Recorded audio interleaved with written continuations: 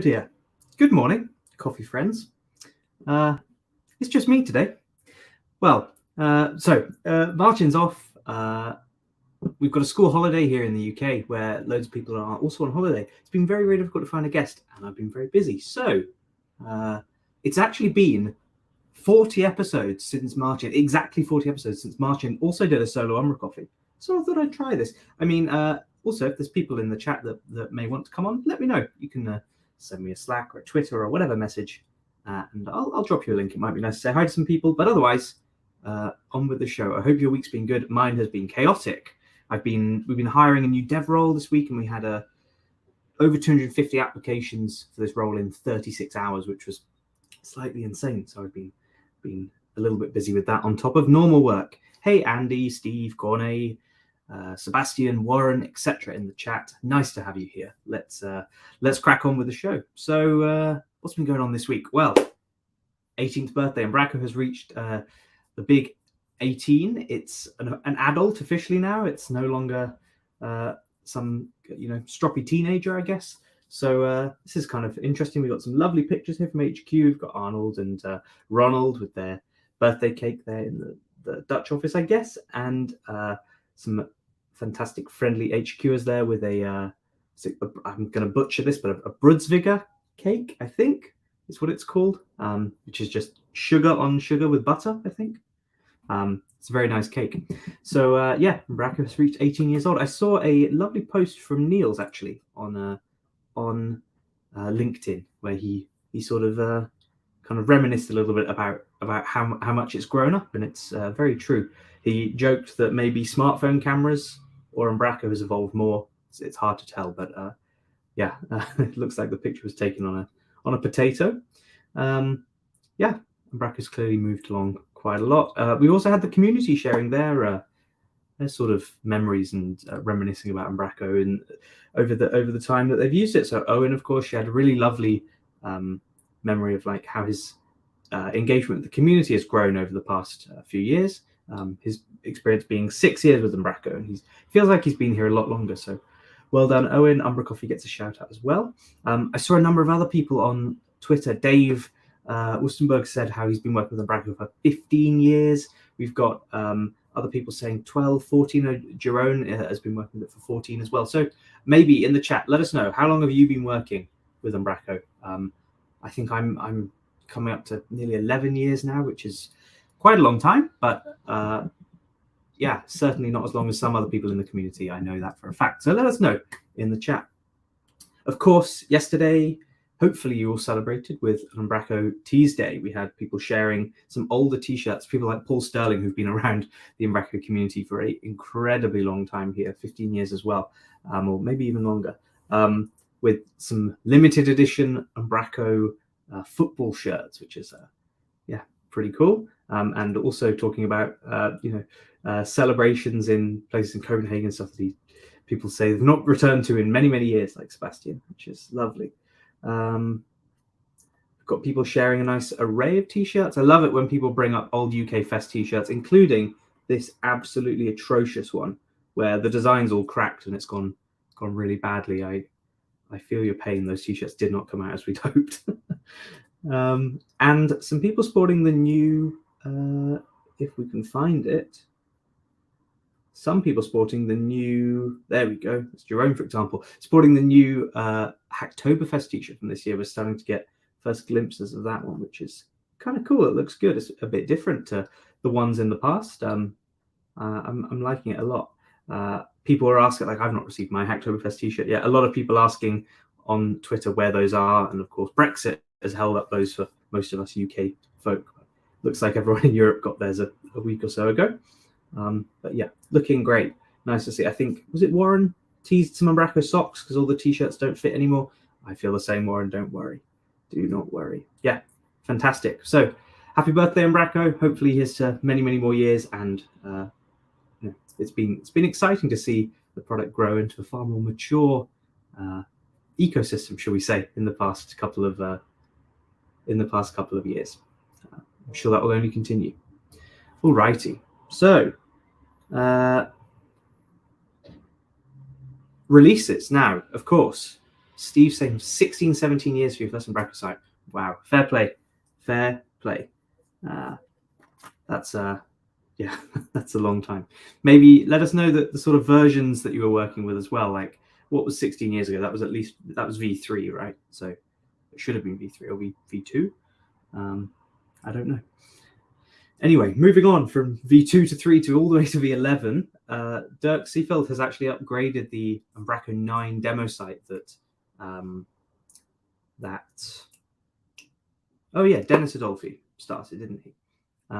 He created this one a long time ago as a kind of way of proving what the new concepts in Umbraco 9 were like, and it's great to see this is evolving. And it's a really decent looking site. So well done to Dirk. He's been actually really active on the repo, it seems. Looking at the history, he's basically been the sole maintainer of this for quite a while. So big high five you rock to Dirk there. Go check that one out. The link will be down below, of course. This one is a new one that came out this week. So it's from Jesper Weber, who, as far as I understand, actually works at EnterSpeed, which is, of course, the kind of migration tool that you may have heard of. And what this does is it allows you to control what the preview button does in the CMS. So if you're working in a headless environment and you have, maybe you're serving your content as JSON, or you're serving your content into a React app or something like that, or maybe even a mobile app, having that preview button do something a bit more meaningful than just render a page, because pages don't really exist in the concept of a headless CMS, is quite powerful. I don't know what Hardcore does in this scenario. I don't know if the preview button's even there. Maybe someone in the chat knows and can help me out. But this allows you to configure exactly what that preview button does. Tell it the URL that it should go to, that it should try and serve the content from, and kind of away you go. Pretty cool. And this is a new one. It came out only a few days ago. I don't think we've spoken about it before, but clearly something that's been getting quite a lot of attention. So high five Europe to Jesper there. That's a really cool package.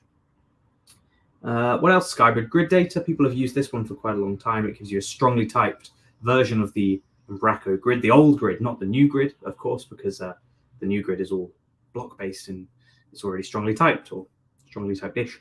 So Anders has released an updated version of grid data for V10 and beyond. Go check that one out if you're using it. Of course, this will make your upgrades probably a little bit easier. And I released an update.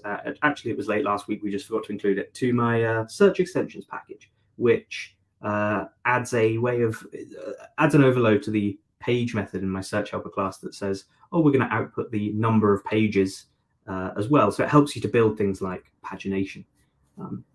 It's something I ended up writing the same painful code for time and time again. So I've just bundled it into the package itself.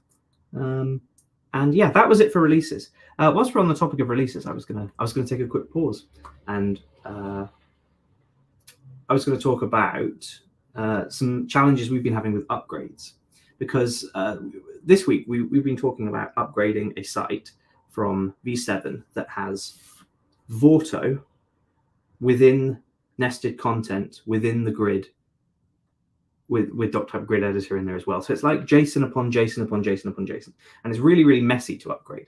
So we're working out an approach to do that, and we're certain that we've got a way forward. But the biggest thing that's actually a blocker for that sort of upgrade is Vorto allowed you to do variants inside of, let's say, nested content, inside what is now an element type. And that doesn't exist at all in V8 and above. It's not a concept that was translated over. And I know it's on the roadmap. It's in the later section for like element type block level variation, if you will. So it will come at some point, but it's not quite there yet. So we've been trying to work out how we upgrade this, because the equivalent nowadays would be effectively duplicating all of that content. And in this case, it would be something like, well, we would end up with a CMS that's so difficult to manage. I just don't know how we'd actually make it nice for editors. So we've discussed an idea that I don't know if the community would be interested in, and that's this basically making a polyfill for Vorto for V11. So we could build an equivalent experience that will work for element types or continue working for element types, so that data can be moved across without having to totally make Vorto work, if that makes sense. So it's something we're thinking about. If this is a problem that you've come up against or that you've maybe had a different solution to, let me know. But effectively we've got hugely nested Vorto data that we need to continue to work, or migrate it to a format that does work, i.e. still being able to use it in blocks and the grid, etc. Let me know. Anyway, food for thought. Moving on. So events and things. Oh, I'll just address Corne's point. How does usync migrate handle it? It doesn't. Is the crux of our investigation. Sadly, there is no support for infinitely nesting unless we write our own stuff, and that's going to be really challenging. And then the fact that usync migrate doesn't have anything to migrate it to, because those blocks do not support nested variants anyway. But hey, Umbraco Spark has sold out, which is a fantastic achievement. High five to Steve and Catherine and everyone at Jibe who's worked really hard on this. The event's looking fantastic, I think.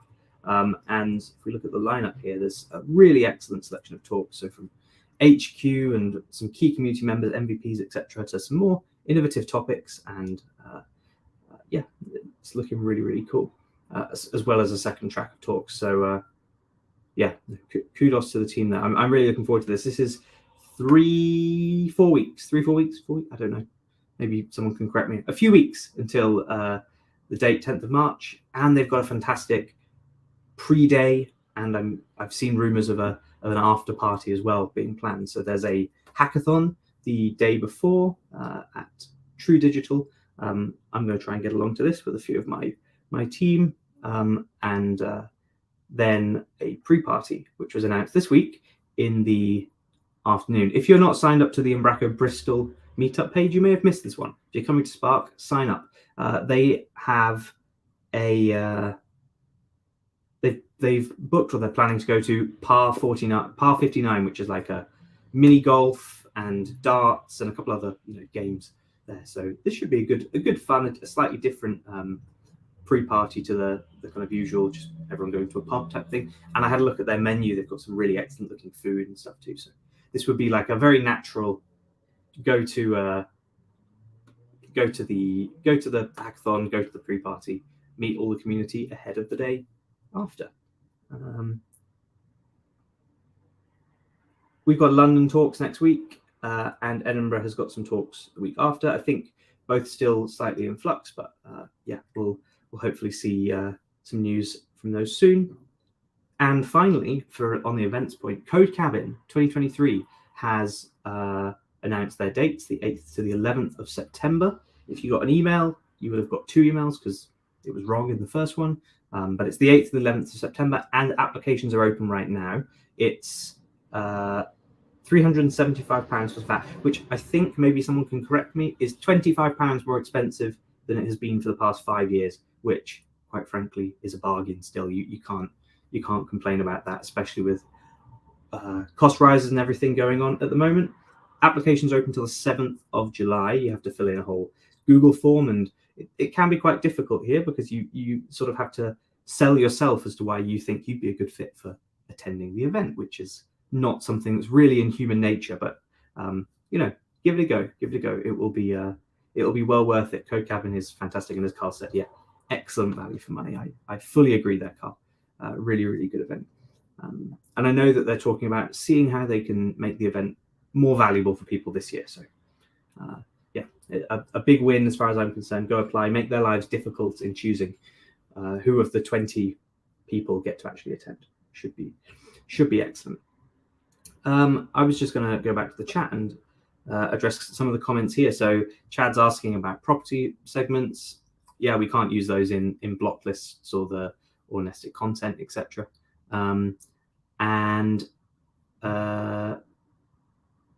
But having some kind of nice bridge feature would be kind of cool, I think. This is our sort of thought. If we can migrate some of the data some of the way, then maybe we could in future when it works properly, migrate to that. I'll see. Interesting. Maybe we can just start discussion somewhere about ideas to do this. Lottie's confirmed, yes, 25% more expensive, but as in individuals still don't have to pay the VAT, so only companies do, which is another great thing, just to help make it a little bit more accessible for people. So kudos to the Code Cabin team and helpers as well. The final thing I had to highlight for this week was Umbraco representing at Developer Week in San Francisco. Now, it's funny, when I saw this promoted and called Developer Week, and then I see the sort of headline sponsors being like Oracle and Cisco and these sorts of things that I don't necessarily resonate with developers, it felt a bit odd for me that Umbraco would be actually there representing. However, looks like they've made a decent presence. They've been baking cookies. People say it smells amazing. They've got some community members there as well to sort of really represent what makes Umbraco super important. I think community is obviously the best aspect there. So Heather's along. They've got some key people from HQ. We've got Halter. They've got Karen, and they've got Alan and Emma's there as well. I think there's a couple other community people too. Maybe I've misread or misseen that, but yeah. And some people already on Twitter complimenting the Umbraco booth, saying they were super friendly and the cookies were amazing. And it's just really nice to see Umbraco engaging at an event on this sort of scale as well. So kudos to Emma and the team who are out there now. I think Emma's doing a talk, and it might be today. Maybe Seb that might know could tell me in the chat. But I think there's a talk later today that Emma's doing, or a panel or something. So best of luck for Emma for whenever that happens. And that's the news I captured this week. Not too much, and not too much discussion because it's just me. But hopefully this was still informative. People in the chat, let me know if I missed anything, because I'm sure I did. There's obviously a few important things coming up. Slack is dying. The community Slack finishes in, well, less than 10 days or 11 days, which will be a sad day, but it's fine. It is pretty dead in there. There's not too many people talking anymore. Obviously, you can go move over to the Discord if that's what you want to do. Otherwise, yeah, Twitter, etc. Still working. Steve, game over. Yes. Sad. I don't think the emojis work unless those work on YouTube. Does that mean I'm coming to Discord? I don't know about that, Rick. Don't know about that. We'll have to see. Hey, I quite like the silence of the Slack. maybe Seb, you can leave it open just for me to sit in there and feel nostalgic. I don't know. Cool. Anyway, that was it for this week. Thank you people telling me to go join. I'm not sure I will. Thanks for watching this week, everyone, and thanks everyone for joining the watch party on Discord that I know Seb's been setting up the past couple of weeks. I think it's a great initiative. That's a great initiative. Amazing. Cheers all. Have a great weekend, and we'll be back to normal next week. See ya. Bye bye.